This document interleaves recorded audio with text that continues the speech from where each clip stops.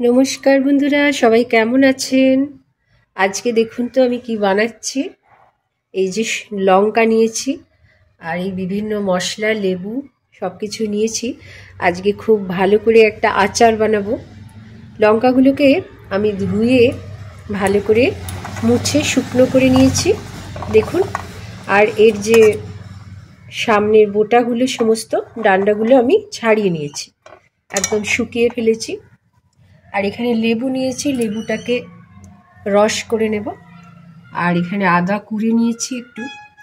আর এখানে বিভিন্ন মশলা নিয়েছি, মেথি, জোয়ান, কালো জিরে, পাঁচফোড়ন, সর্ষে, জিরে আর ধনে। এই সমস্ত কিছুকে আমি একটু শুকনো গুঁড়ো করে নেব। এবার সবাই আমার সঙ্গে থাকুন। আর তার আগে আমি লঙ্কাগুলোকে ছোট ছোট টুকরো করে কেটে নেব। সবাই সঙ্গে থাকুন বন্ধুরা। আমি কড়াটা বসিয়ে দিয়েছি আর এই যে বিভিন্ন মশলাগুলো আমি এখানে দিয়ে দিলাম। দিয়ে এবার এটাকে আমি শুকনো ভেজে নেব একটু।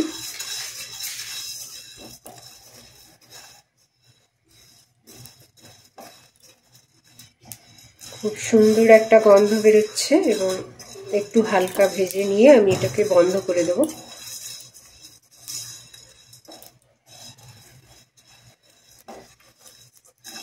আর এটাকে আমি একটু সামান্যই ভাজবো।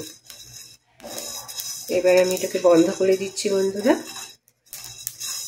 দেখুন চটপট করে আওয়াজ হচ্ছে। ব্যাস, এবার আমি বন্ধ করে দিলাম গ্যাসটা। মশলাটাকে এবার নামিয়ে নেব, নিয়ে ঠান্ডা করে তারপরে একটু দরদরা করে গুঁড়ো করে নেব, পুরো মিহি করব না। এই যে আমি মশলাটাকে এখানে ঠান্ডা করতে দিলাম। আর এখানে আমি কড়ার মধ্যে বেশ কিছুটা সর্ষের তেল এখানে দিয়ে দিলাম। সর্ষের তেলটা একটু গরম করব, তারপরে ওটাকে গ্যাসটা অফ করে দেব। সর্ষের তেলটা গরম হয়ে গিয়েছে, একদম একটা বেশ ঝাঁঝ উঠছে। তো আমি এবার এটাকে অফ করে দেব। কাঁচা গন্ধটা চলে গেল এবং গরম হয়ে গিয়ে এটা একদম সুন্দর হয়ে গেল। এবার আমি এটাকে অফ করে দিচ্ছি গ্যাসটা। একটু সামান্য ঠান্ডা হলে তারপরে আমি ওর মধ্যে ওটা ইউজ করবো আর কি।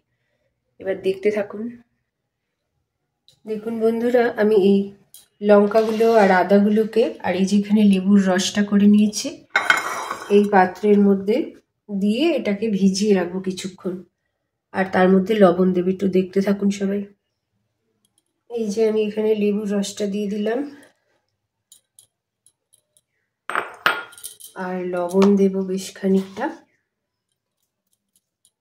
একটু বেশি করে লবণটা দেব, কারণ লবণটাই হচ্ছে এটাকে ভালো রাখবে। আর আচারে একটু লবণ বেশিই খায় সবাই, একটু বেশি করে লবণ দিলাম।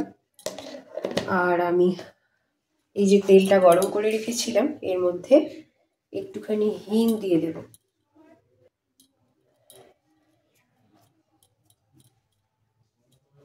হিংটা অবশ্যই দিতে হবে, খুব টেস্টি হবে আচারটা। আর এই যে আমি এটাকে মিলিয়ে দিলাম তেলের মধ্যে।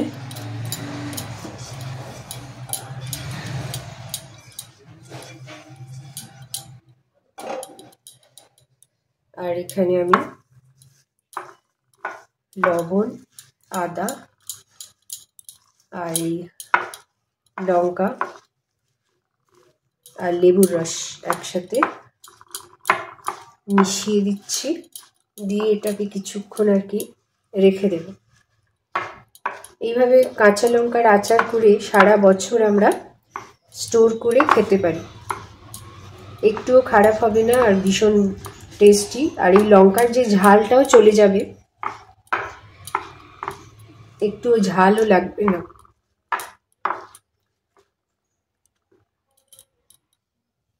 এবার আমি এর মধ্যে একটু হলুদ দিয়ে দিচ্ছি। হলুদটা দিলে খুব ভালো রং আসবে। আর এই যে গুঁড়ো করে রাখা মশলা, এইটাও এর মধ্যে দিয়ে দিচ্ছি।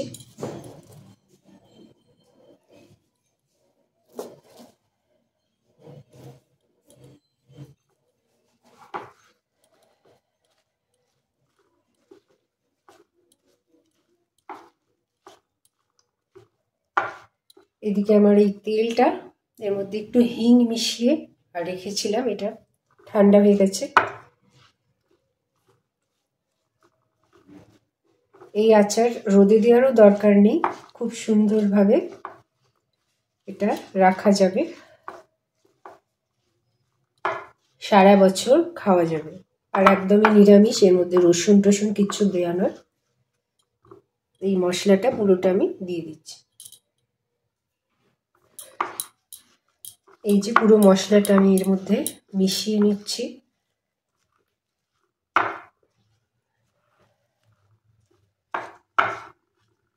আর এবারে এই যে তেলটা ঠান্ডা হয়ে গেছে, সর্ষের তেল, আমি এটাকে এর মধ্যে ঢেলে দিচ্ছি। সর্ষের তেলের মধ্যে হিং দেওয়া ছিল।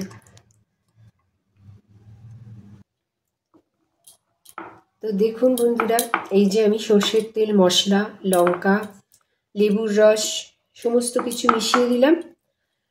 আর এবারে আমি একদম শেষকালে দেব, এই যে এখানে আমি একটু ভিনিগার নিয়েছি, সাদা ভিনিগার, এর মধ্যে এই যে দিয়ে দিলাম। এইটা দেওয়ার ফলে এটা একটুও খারাপ হবে না, সারা বছর লঙ্কার আচারটা একদম খুব ভালো থাকবে। আর এর জন্যে কিছু 2 দিন 3 দিন রাখলেই এর এই ঝালটাও চলে যাবে আস্তে আস্তে, একদম সুন্দর খেতে হবে। তো এইভাবে সবাই অবশ্যই বাড়িতে ট্রাই করবেন, আর কেমন হয়েছে নিজেরা করে খেয়ে অবশ্যই জানাবেন। খুব সহজ একটা রেসিপি, সেইভাবে কোনো আমি গ্যাসে কিছুই করিনি, শুধু মশলাটা ভেজেছি আর সর্ষের তেলটা একটু গরম করেছি, আর কিছুই করিনি। আর এইভাবে খেয়ে অবশ্যই দেখবেন, সম্পূর্ণ নিরামিষ, এর মধ্যে রসুন টসুন কিচ্ছু দেয়া নেই, সব মিশিয়ে দিয়েছি আমি। আর এটাকে আমি কাঁচের বয়ামের মধ্যে রেখে দিলে আরও অনেক ভালো থাকবে।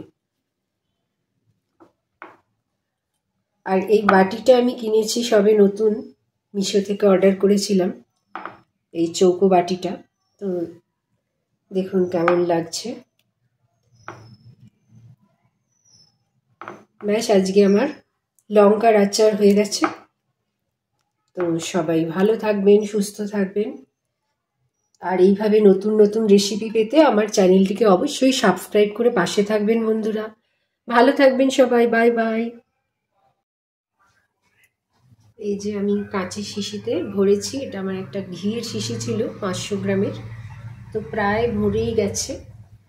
আর আমি একটু তেলটা বেশি দিয়েছিলাম আর ভিনিগারটা দিলাম, যার জন্যে ভিনিগার, লেবুর রস, তেল সব মিলিয়ে একটু লিকুইডটা বেশি হয়েছে।